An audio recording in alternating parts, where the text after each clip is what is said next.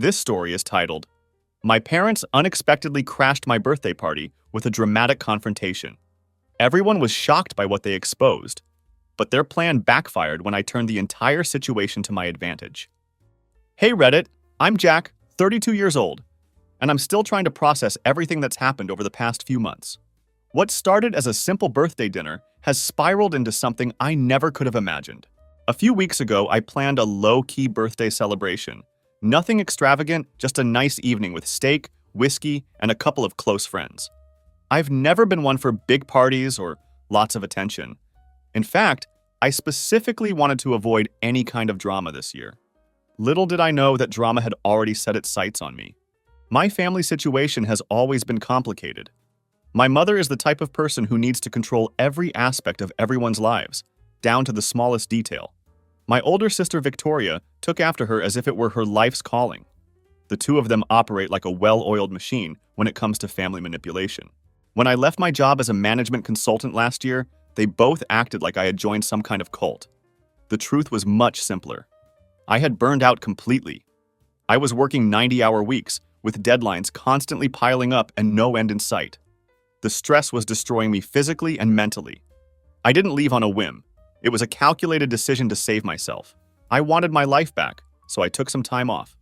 Eventually, I started doing freelance consulting work here and there, which gave me the flexibility to travel and actually enjoy my life for once. It wasn't unemployment. It was a deliberate lifestyle change. My mother immediately labeled it a midlife crisis. Victoria joked that I was unemployable. My father, true to form, stayed completely silent on the matter. He's perfected the art of avoiding conflict by simply not participating in family discussions. Despite knowing how they felt about my choices, I still invited all of them to my birthday dinner. I didn't really expect them to come, but I thought I should at least make the offer. They didn't even bother to reply. No text, no call, not even a maybe. Just complete silence. My girlfriend Olivia, whom I've been dating for 8 months now, noticed their absence as well. She thought it was strange that nobody from my family had even acknowledged my birthday. No card, no social media post, not even a generic Facebook message. Their silence was deafening. Then, 2 days before my birthday, Victoria called me out of nowhere. She said they were planning a small lunch at our parents' house, just something casual for the family, she claimed. The whole thing felt off from the start.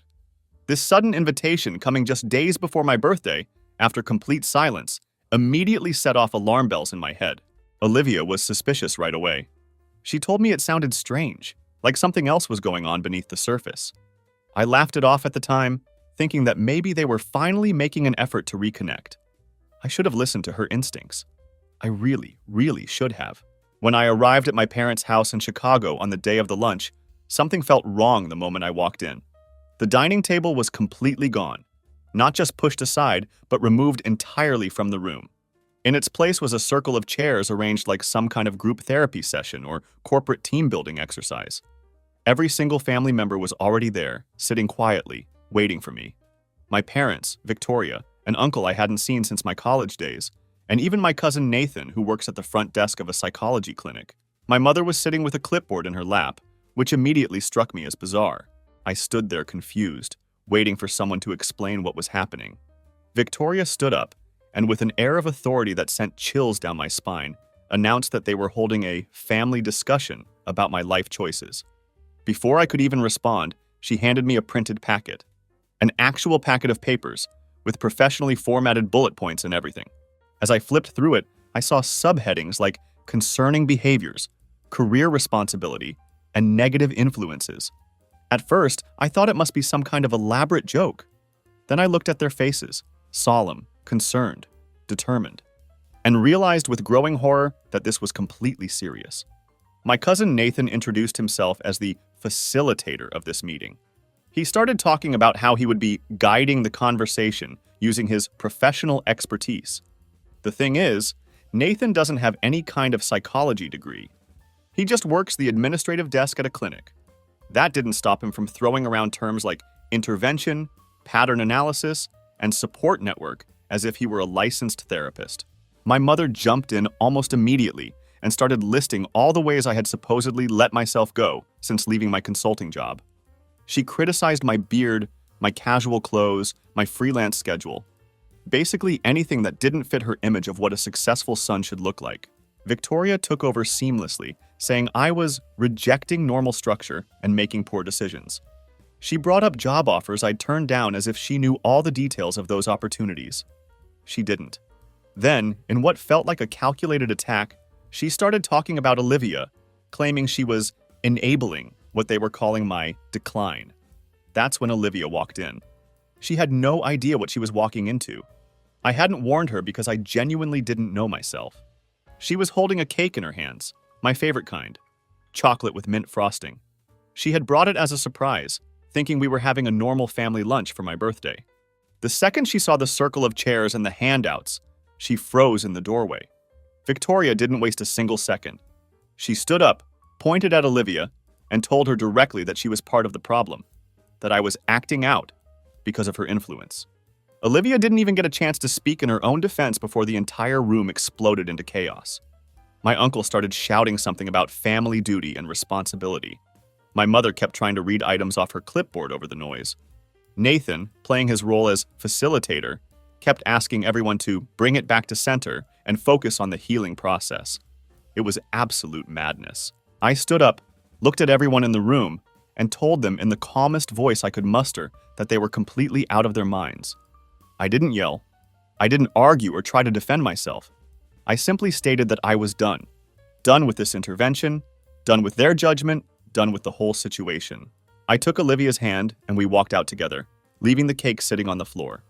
I didn't look back, didn't say goodbye, just kept walking until we were in my car and driving away. Later that night, my mother sent me a text saying she hoped I'd come to my senses soon and return to the family fold. I didn't reply.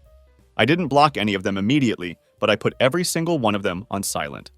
I haven't responded to a single message from any of them since that day. And as much as I want to say that was the worst of it, that the story ends there with a failed intervention and a ruined birthday, it wasn't even close. What followed has been increasingly disturbing. 2 days after the failed intervention, Olivia and I were at her apartment in Oak Park when a large padded envelope arrived addressed to me. My full name was printed in capital letters, something only Victoria ever does. Inside was a printed document, about 20 pages thick, professionally bound with a clip at the corner. The title page read, Family Concern Plan. It was basically the same intervention notes from before, but expanded into a comprehensive action plan for my rehabilitation. Each page broke down different issues in my life with frightening detail. One section had a list of jobs I should apply for, complete with company names and job descriptions they'd pulled from LinkedIn or job boards. Another had grooming suggestions with links to barbershops, men's skincare products, and even clothing stores with mature style options they deemed appropriate for me. The last part was a bullet-pointed list of steps to reintegration, which included things like mandatory weekly family dinners, monthly career updates I would need to provide to my mother and Victoria, and therapy sessions with a therapist my mother had personally selected. The level of control they were attempting to exert over my life was staggering. It didn't stop there. That same day, I started getting follow requests on social media from burner accounts. Profiles with no pictures, just usernames like Concerned Uncle and Family Matters 32. One of them actually messaged me saying I needed to man up and stop throwing away the family name. I blocked all of them immediately. A few hours later, I got a message from a friend I hadn't spoken to in years. He was asking why Victoria was reaching out to people from my college and management consulting network. Apparently, she was telling them I had abandoned my responsibilities and was asking if they knew whether I was using substances. She was creating a narrative that I was having some kind of breakdown or addiction issue. That's when I realized this wasn't just about family concern. This was full-blown reputation sabotage. They were trying to destroy my professional credibility and personal relationships. Olivia and I talked about what to do next. She suggested I get ahead of it and call a few key people in my network before Victoria could poison the well completely. So I did. I called an old mentor, a client I had recently consulted for, and a few former colleagues. Every single one of them had either already heard from Victoria or had seen something odd pop up in their inbox, like anonymous emails warning them not to associate with a mentally unstable man in professional circles. The extent of her campaign against me was shocking. I was absolutely stunned. This wasn't just about family anymore. She was actively trying to destroy my career too. the very thing she claimed to be concerned about saving. I drove to my parents' house in Evanston unannounced, determined to confront them directly. My father answered the door, and I asked him point blank if he knew what Victoria was doing. He looked uncomfortable and didn't answer right away. Then he stepped outside, carefully shutting the door behind him, as if to keep our conversation private from whoever was inside. He told me Victoria had convinced my mother that I was spiraling and that a stronger intervention was necessary. I asked him why he hadn't stopped it, or at least spoken up against what was clearly harassment. He just shrugged and said he didn't want to take sides. He added that he was tired of being caught in the middle and suggested I talk to Victoria directly to resolve things. I told him firmly that I wasn't going to do that. That night, I received a long text from Victoria. She said I was acting paranoid, that I was pushing everyone away, and that she was only trying to help me reclaim structure in my life. The lack of self-awareness was astounding. I didn't respond to her message. Instead, I blocked her number, then blocked my mother's too. I went through my phone and deleted every single contact related to that side of the family. 3 days later, Olivia and I returned to my apartment in Wicker Park and found an envelope taped to the door. No stamp, no name, just a single page inside. It was a typed list of commitments I needed to make if I wanted to be welcomed back into the family. At the bottom of the list, someone had written in pen, "Clock is ticking." The implied threat sent chills down my spine. That was the final straw. I went straight to the front desk of my building, showed them the paper, and asked to check the security footage to see who had left it. They explained they couldn't release the footage without police involvement. So that very same afternoon, I filed a police report. I provided a written statement detailing everything that had happened up to that point. I gave the officer all the evidence I had gathered. The envelope, screenshots of the fake accounts, documentation of the sabotage attempts, copies of the anonymous emails sent to my colleagues. They couldn't do much with it immediately in terms of pressing charges, but they said they'd file a formal warning and open an incident record in case things escalated further. I also spoke with my building manager and gave them a list of people who weren't allowed near my unit anymore. They added it to my file and specifically flagged both my mother and Victoria as prohibited visitors. Meanwhile, Olivia started getting weird phone calls at her workplace.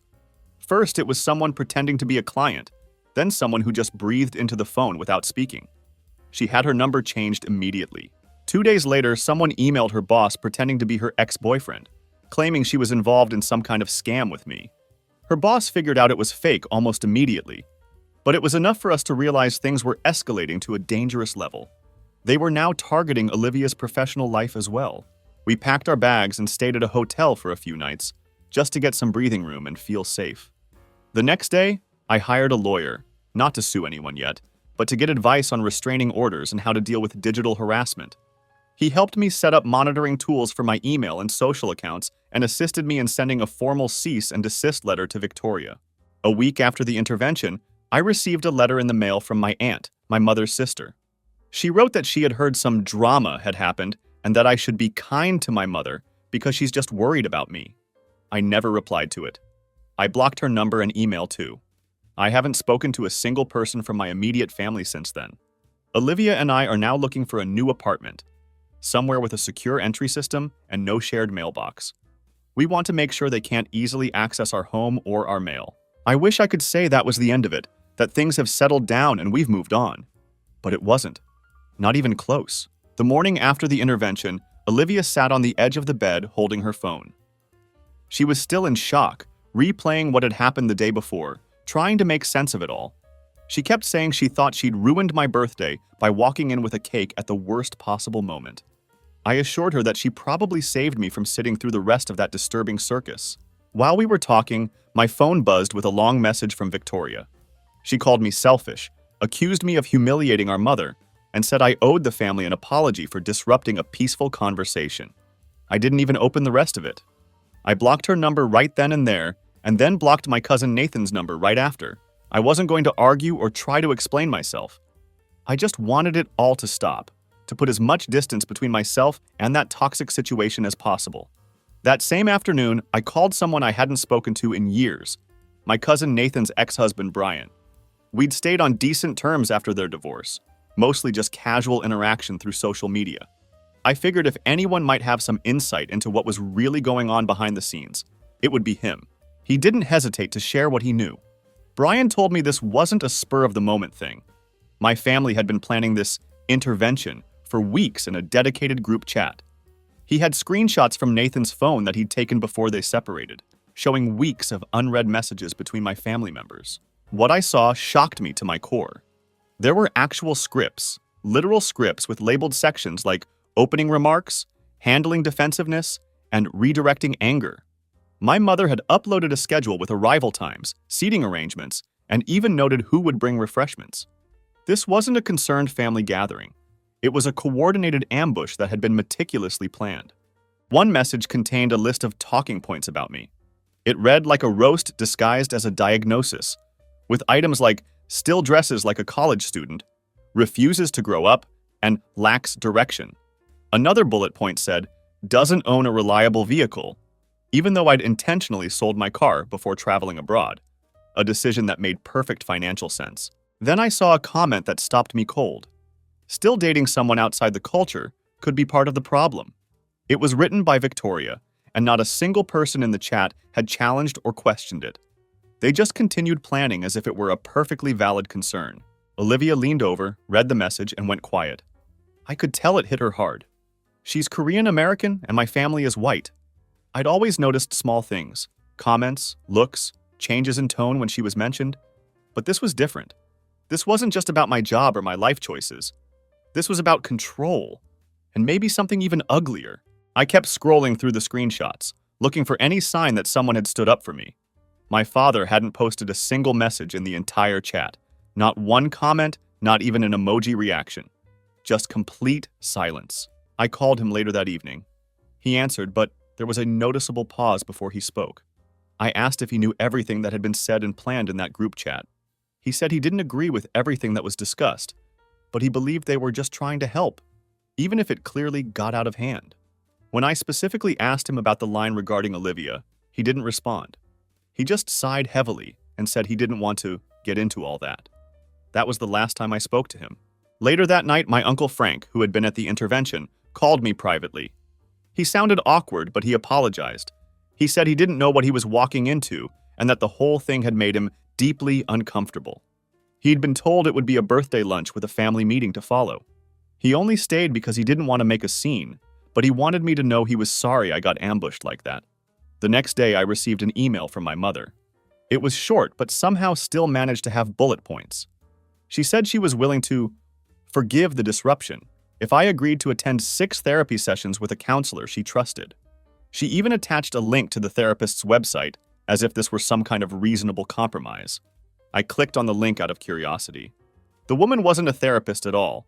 She was a self-described life clarity coach who had spoken at my mother's church several times.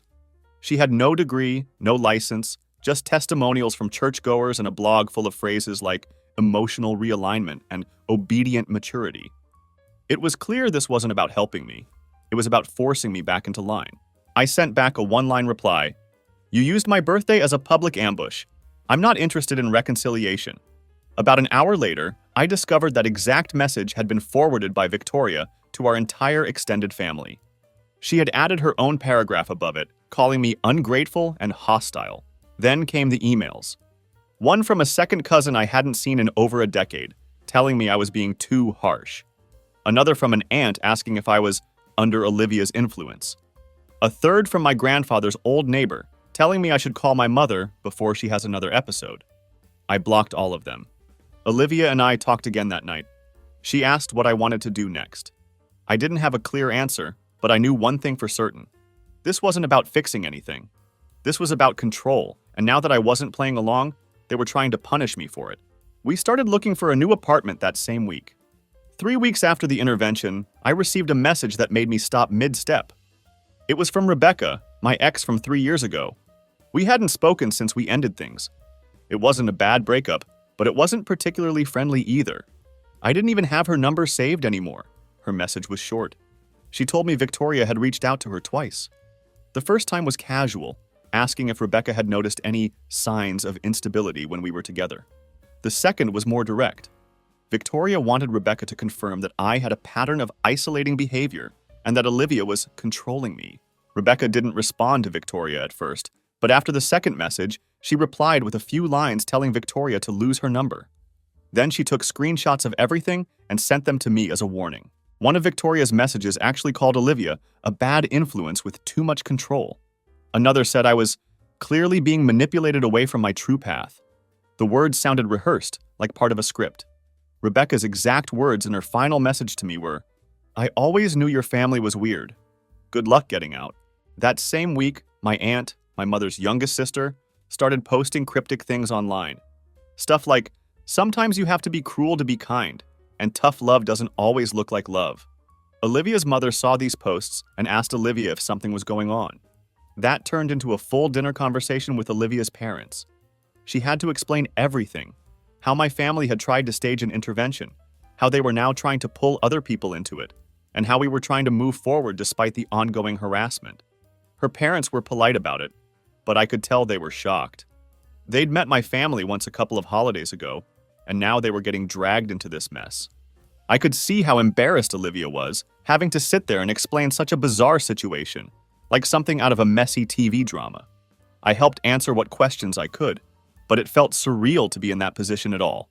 The next night, I got a voicemail from my father. He asked me to just attend one therapy session to show that I was willing to listen. I didn't even finish listening to the entire message. I typed a single text and sent it to him.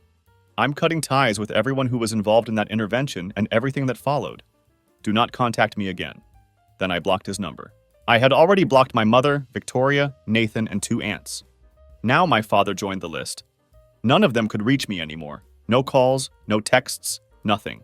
Olivia sat next to me after that and reminded me of something she had said before all this started. Family isn't always safe just because they're family. She had first said it after one of the initial dinners with my mom, when things were already starting to go sideways. This time, her words really landed. They helped me stand my ground and feel confident in my decision to cut contact. Rebecca messaged me one more time the following day. Just a single sentence. "Whatever path you're on, it's better than the one they had planned for you." I didn't reply, but I appreciated it. She didn't have to tell me anything about Victoria's messages, and the fact that she shut Victoria down without hesitation meant more than she probably realized. Olivia and I decided we needed a break from everything for a weekend.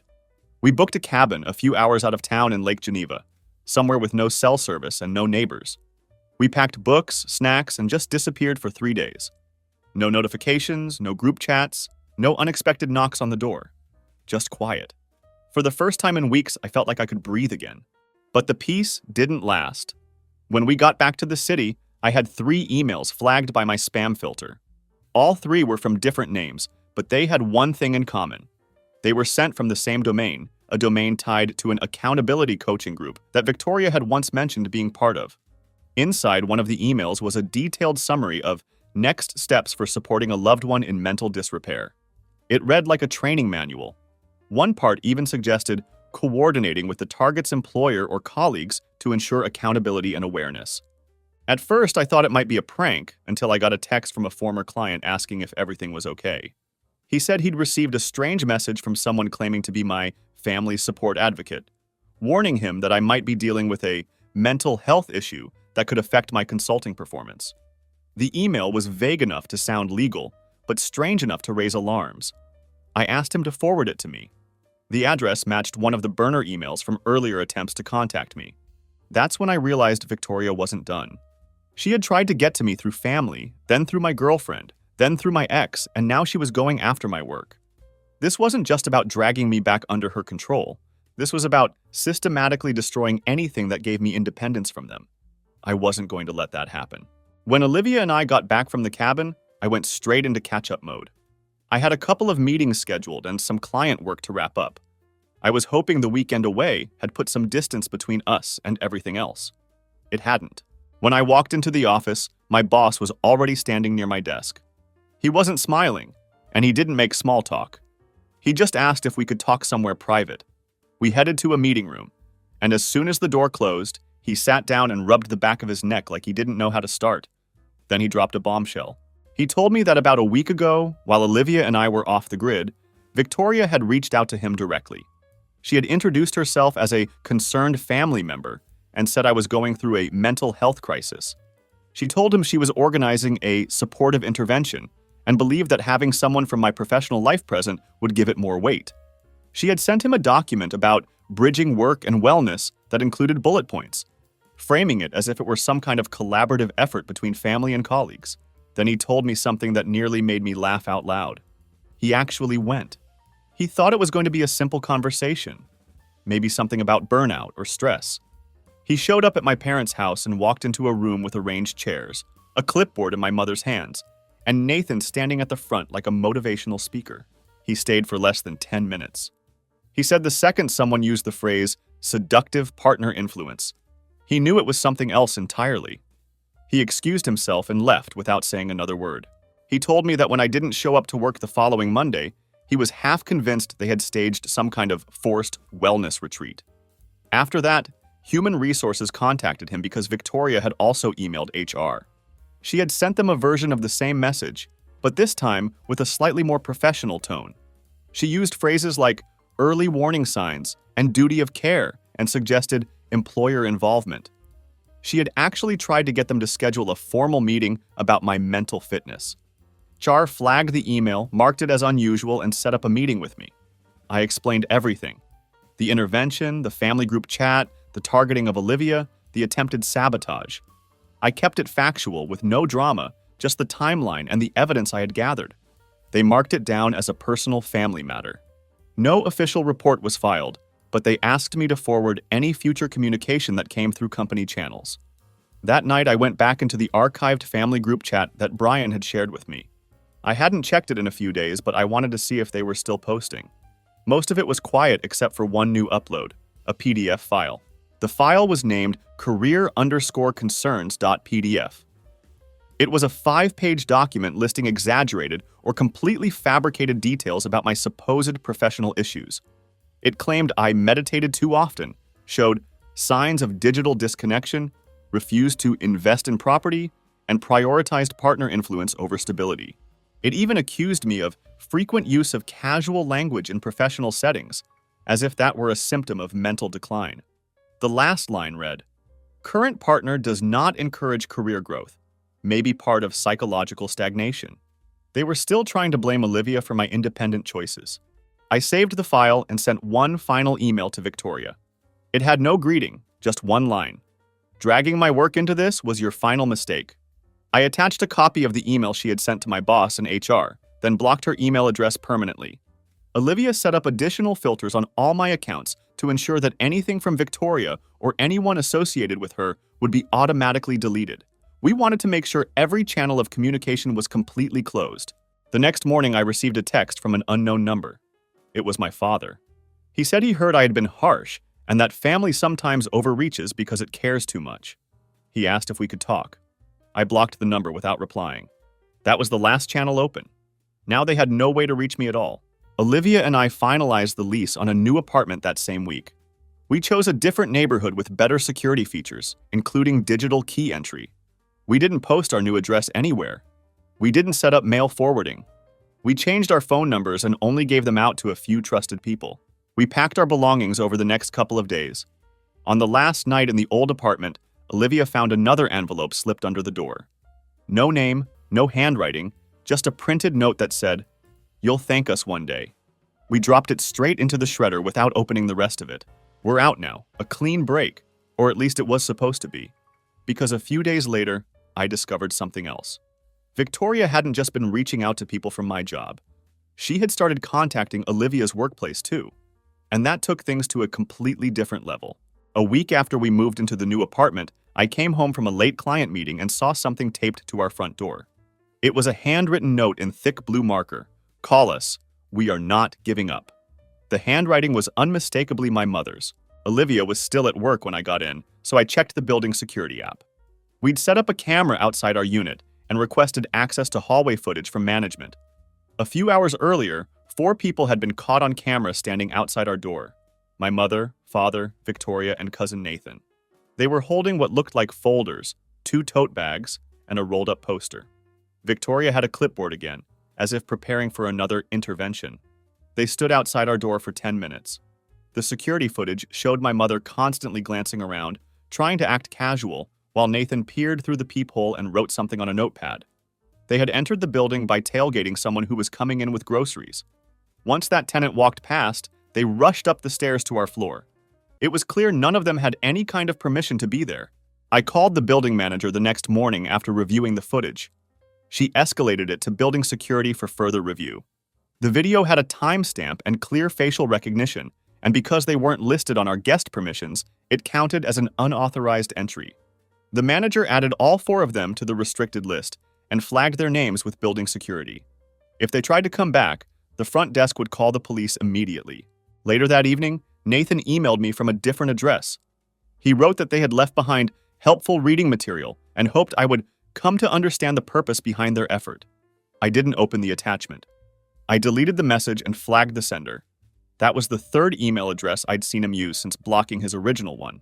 The next day, Olivia received 2 back-to-back calls from unfamiliar numbers. She ignored the first and answered the second, thinking it might be work-related. It was Victoria. The call lasted about 30 seconds. Olivia told her not to contact her again and ended the call. After that, 5 unfamiliar numbers, clearly burner lines, tried calling Olivia over the next few hours. She blocked every single one of them. An hour after the last call, Olivia received an email from an unknown account with the subject line, "A mother's apology." It was from my mother. She wrote that they regretted how things had escalated, but still framed the apartment visit as an act of desperate love. She attached 2 files. One was a digital therapy referral form from the same church-affiliated coaches as before. The second was a photo of my old bedroom, cleaned up and repainted, with fresh bed sheets and a note on the pillow that said, "Come home." The manipulation was so blatant it was almost laughable if it weren't so disturbing. I forwarded the message to my email, documented everything, and deleted it. That same night, I filed a non-emergency police report. I gave them the building footage, the note, and the emails. I explained that this wasn't just about trespassing. It was a pattern of unwanted contact that now involved both me and my girlfriend. The officer I spoke with took down all the information and gave me a reference number in case the situation escalated again. I also gave my boss a heads up, just in case someone decided to pull another workplace stunt. He was understanding, especially after the last incident, and assured me he'd alert our HR representative if anything suspicious came through again. Olivia's father had been following everything from a distance. After hearing about the apartment visit, he reached out to a legal contact who specialized in family-related harassment cases. We spoke to her over a video call. She explained that while the situation wasn't yet grounds for a full restraining order, we were well within our rights to formally warn them via a lawyer and begin gathering evidence for future legal steps. She also explained how to set up cease and desist letters properly and which documentation would hold up best if it came to that. 2 days later, a different aunt and uncle, different ones from before, reached out to say they understood the visit and thought I was overreacting to a heartfelt gesture. I didn't respond. I blocked them both. That same day, someone posted in our tenant group chat. It was a neighbor who lived 2 doors down from us, someone who had no idea what was happening. He asked if anyone else had seen 4 strangers loitering outside Unit 3C around midday, and mentioned that it had made his wife uncomfortable. A few other tenants replied saying they'd seen them too, but had assumed it was a moving crew or relatives. This confirmed what we'd seen on camera and proved that their visit hadn't gone unnoticed by others in the building. After that, I changed our door code, installed an additional smart camera above the entrance, and adjusted the guest access settings so that only Olivia and I had the authority to let anyone in. We also added motion alerts to our phones and disabled deliveries from sitting unattended at our door. This was no longer just dysfunctional behavior. It was organized, deliberate, and escalating. And still, I had the feeling it wasn't over. Because if showing up uninvited didn't work, I knew they'd try something else. 3 weeks after we reported the apartment incident, things escalated again. But this time, they came for Olivia directly. I was in the middle of a call with a client when a message from Olivia popped up on my screen. "Emergency, call me now." I ended the call without explanation and stepped out into the hallway to call her back. Olivia told me that my mother and cousin Nathan had just shown up at her office building in Lincoln Park. They brought a tin of cookies and a binder and told the receptionist they were there to speak to human resources about a personal matter involving one of the staff members. Thankfully, her manager was alerted before they got past the lobby. Security escorted them out after they refused to leave quietly. Olivia didn't even see them face to face. but the receptionist said they tried to leave a binder behind, something that HR immediately flagged and escalated as a potential security risk. Inside the binder were printed screenshots of old family group chat messages, photos of me from years ago, and handwritten pages accusing Olivia of cutting me off from my support system. One of the notes said, "He used to laugh before her. Now he's unrecognizable." Another listed things they believed Olivia had influenced: my career change, my decision not to attend a cousin's wedding, and our recent apartment lease. One page explicitly stated she had isolated me and encouraged anti-family thinking. Olivia's human resources team took the situation very seriously. They filed a formal incident report, forwarded it to their legal department, and updated building access procedures. Her ID badge permissions were adjusted so she could enter through a separate secured door, and they advised her to begin the process of applying for a restraining order if anything further happened. That evening, I printed out the cease and desist letter we'd prepared with the help of the lawyer Olivia's father had referred us to. I drove to my parents' house, parked down the street, walked up to the door, and placed the envelope under the doormat. No knocking, no note, no words exchanged.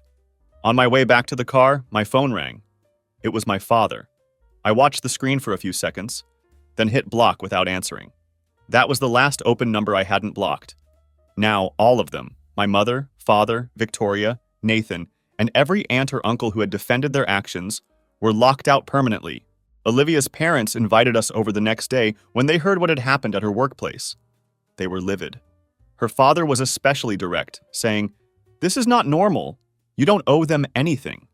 They offered to help cover any legal fees and made it clear they supported whatever steps we needed to take. Olivia's mother called it what it was: harassment dressed up as family concern. That same weekend, Victoria posted a long Facebook rant. It didn't name us directly, but it included several not-so-subtle lines like watching someone throw away a legacy for a stranger and being manipulated by someone who doesn't understand our values. There were also photos, screenshots from Olivia's private Instagram account, including one from our cabin weekend. Olivia immediately submitted a report to Instagram for privacy violation. Within 24 hours, the post was taken down. She made her account private again and removed over 30 followers she didn't recognize. One of them had apparently been a fake profile created by Victoria weeks earlier to spy on Olivia's posts. The username was a fake book club name, something Victoria had once casually mentioned in the family chat. The fallout from that Facebook post led to something unexpected. A friend we both knew from college messaged me. They said they had blocked Victoria after she messaged them asking for support in confronting my dangerous life choices. They wanted me to know they wanted no part in what she was doing and hoped I'd found peace away from the mess. That same week, I had a full consultation with the family harassment attorney. After reviewing everything, screenshots, the office incident, the building visit, the binder, they confirmed we had more than enough for a no-contact order. They recommended continuing to document everything, no matter how small, and also advised us to keep copies of any third-party messages that mentioned my family's actions. Before I blocked my mother's last remaining email account, she sent one final voice memo. It was a 45-second audio clip of her sobbing and saying, "We did this because we love you." The same woman who once stood in a circle with a clipboard like it was a board meeting was now pleading through a voice memo. There was nothing else in the message, no apology, no acknowledgement of what they'd done, just emotional guilt wrapped in a recording. I didn't respond. I saved the file to the incident folder, then blocked the address permanently. Olivia and I sat down later that night and made a decision we'd been circling for weeks. We're moving, not just across town to escape, but to reset completely. Somewhere quieter, more private, somewhere without old mail still arriving in my name or neighbors who might recognize my parents from security footage. We've already spoken to the lawyer about transferring the case to the new district once we settle. It's not about running. It's about making sure they can't find us next time. Because after everything they've done, I'm convinced that next time won't just be another visit.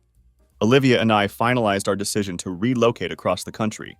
We picked a quiet city in Oregon where neither of us had any ties, signed the lease on a new apartment, and started packing up the place we'd been calling home. I landed a remote consulting role with a startup that offered relocation support, and everything finally started falling into place. No more surprise visits, no more unexpected messages, just distance and what we hoped would be a clean break. We kept the plan quiet. Only a handful of people knew. Our lawyer, Olivia's parents, 3 close friends, and my boss. We didn't post anything about the move online. We didn't forward our mail. We didn't tell anyone who wasn't absolutely necessary to the process. The moving truck was scheduled, utilities were set to transfer, and we had a clear timeline. All we needed to do was get through one more week. That's when the postcard arrived. It was slipped into our mailbox with no return address and just a single sentence in block letters. Running doesn't fix anything. The card had no stamp, which meant someone had been close enough to physically drop it in. We checked with our building's front desk and reviewed security footage. No registered visitors had been let in, which meant someone either followed a tenant inside or used the back entry door. That door had been propped open twice in the last month by delivery drivers, and both times we'd flagged it to management. This time, the security camera had caught someone on footage, but the person's face wasn't fully visible, just a figure wearing a baseball cap and carrying a tote bag. We retraced every conversation we'd had about the move. Olivia had one friend, Jasmine, who had been unusually distant over the past few weeks. No drama, just less responsive than usual. Olivia reached out and asked to meet her. Jasmine agreed. During their meetup, Olivia asked her directly if she'd shared any information about us with anyone from my family. After a pause, Jasmine admitted that someone had reached out to her through LinkedIn a few weeks ago. The message came from someone claiming to work for a nonprofit focusing on family restoration. They said they were doing outreach on behalf of families struggling with estranged relatives. Jasmine said she gave them general information, not thinking much of it, but then started getting messages asking for specific details about our new city and timeline. It was Victoria. She had created a fake LinkedIn profile under the name Carla Jensen, complete with a stock photo and fake nonprofit name. The profile was already deleted by the time we checked. We called our lawyer immediately. She drafted updated cease and desist letters addressed to Victoria, Nathan, and my mother. This time, they were sent via both email and certified mail. We received confirmation that all 3 had been delivered within 48 hours. After that, every single attempt at contact stopped cold. No more emails, calls, fake profiles, or physical visits. But it wasn't over yet. 2 days before our move, I got a call from the moving company saying our reservation had been rescheduled due to a requested date change. I hadn't made any changes. I asked who had called in, and the representative told me the request came through their phone system, not online. When I asked for a copy of the voice log, I discovered it was my aunt. She had impersonated me on the phone, giving them my name and saying I wanted to push the move back a week. Somehow, she had my full name, apartment number, and even the last 4 digits of the confirmation code. The moving company flagged the call as suspicious, reinstated our original schedule, and sent us a verification PIN to prevent any further unauthorized changes. We reported the impersonation and attempted interference to the police. It wasn't an emergency, but it was enough to warrant another formal incident report. Between the previous documentation and this new situation, we had a thick file ready if we ever needed to take further legal action. After that, we cut off 6 more people: acquaintances, distant connections, mutual friends from old circles, anyone who had even a remote link to my family. No more loopholes, no more second chances. We also contacted the new apartment's management in Oregon and requested enhanced security measures. They agreed to issue individual key fobs for us, disabled guest access without prior approval, and connected us to the building's camera feed. Every entry would be logged. Every package would require a signature, and no one could just drop by. We left at dawn, 2 cars, phones on airplane mode, no social media updates, no traceable route. Olivia cried when we crossed the city line, not out of fear, just pure relief. When we reached the new place, it was quiet. No mail stacked at the door, no cameras in our faces, no one asking questions. Just a blank slate. It felt like freedom. But we both knew the story wasn't entirely over. Not yet. Within the first 2 weeks of settling into our new city in Oregon, things started to feel almost normal again. Olivia began her new hybrid tech role and had already met her team in person. I started onboarding with the consulting firm that had brought me on remotely. We unpacked most of our boxes, found a couple of quiet restaurants nearby, and even started going on early morning walks. The silence was finally starting to feel real. Then, an email landed in my inbox with the subject line, "Requesting statement for family documentary." There was no sender name I recognized, just an address connected to a media pitch email service. The message was short, asking if I would like to contribute a statement to a documentary project titled The Wounded Ties, A Journey to Reconciliation. There was a Dropbox link and a paragraph explaining it was being pitched to networks to highlight stories of estranged families seeking healing. I almost ignored it until I saw my full name in the body of the email. I clicked the Dropbox link using a burner device I kept for unknown links. Inside was a 6-minute trailer. My mother was seated in front of a camera looking tearful. Victoria stood behind her with a hand on her shoulder. Nathan appeared next, holding the same binder they'd brought to Olivia's workplace. A woman who introduced herself as a family therapist and healer spoke to the camera with soft music playing in the background. Then it cut to photos. One was of me in college, smiling at a barbecue. The next was a screenshot from Olivia's private Instagram, blurred slightly but still clearly her face. They had included her without consent. One clip had Victoria narrating over footage of our old family home. We lost him to outside influence, to someone who does not understand the meaning of legacy. They used our full names. My last name appeared in bold white text during the intro. The video ended with a call to action. Help us bring him back. Less than 24 hours after seeing that trailer, my boss emailed me directly. Someone claiming to be a documentary producer had contacted the company, requesting a comment on the subject's recent family trauma. He didn't engage with them and thought the whole thing was bizarre, but he wanted me to be aware that they had reached out. I told him it was a private issue that had been completely taken out of context, and he assured me no further action would be taken. But the fact that it had reached him at all meant this wasn't just a small amateur production. We contacted our lawyer immediately. She tracked down the videographer, who turned out to be a freelance creator hired off a project board. He had no idea the people behind the documentary were unlicensed and potentially harassing us. Once he received a formal cease and desist, he took the entire project down within a day. The Dropbox folder was deleted, the preview page vanished, and his name was removed from the hosting platform. But the damage had already begun to spread. A former colleague from my last firm messaged me saying they had come across a Facebook post linking to the trailer and were concerned about what was happening. The post was gone by the time I checked, but it confirmed our names had been circulated, if only briefly, in a space connected to my work history. Olivia's name had also been dragged into it again. Nathan had created a public Facebook page titled The Healing of My Last Name, where he posted daily updates claiming progress was being made. He used stock photos of families hugging and included fake quotes like, "We just want our brother back." One post had a paragraph suggesting Olivia was a barrier to generational wholeness. It didn't use her name directly, but the language and timeline made it obvious who he was referring to. Olivia's parents had enough. They contacted their own attorney and sent a formal warning. If her name or image appeared again in any public content, legal action would follow immediately. They also included screenshots of every post we had archived as evidence of the ongoing harassment. The so-called therapist from the trailer was also identified. She wasn't a therapist at all, just another self-proclaimed empathic guide who ran a personal blog and sold PDF healing workbooks. Her real name had been used in the project credits. We submitted a complaint to the state's health licensing board and reported her site for impersonating licensed professionals. Within 2 days, Nathan deleted every one of his social media accounts. No posts, no pages, no profile pictures, just gone. The last attempt came quietly. I got a direct message on one of my backup accounts from someone calling themselves a friend of your mother's. The message was short. "You don't want to be the reason your family's legacy ends. Please reconsider." No name was attached and I didn't reply. I simply archived it, took a screenshot for our records, and blocked the account. This was never about reconciliation.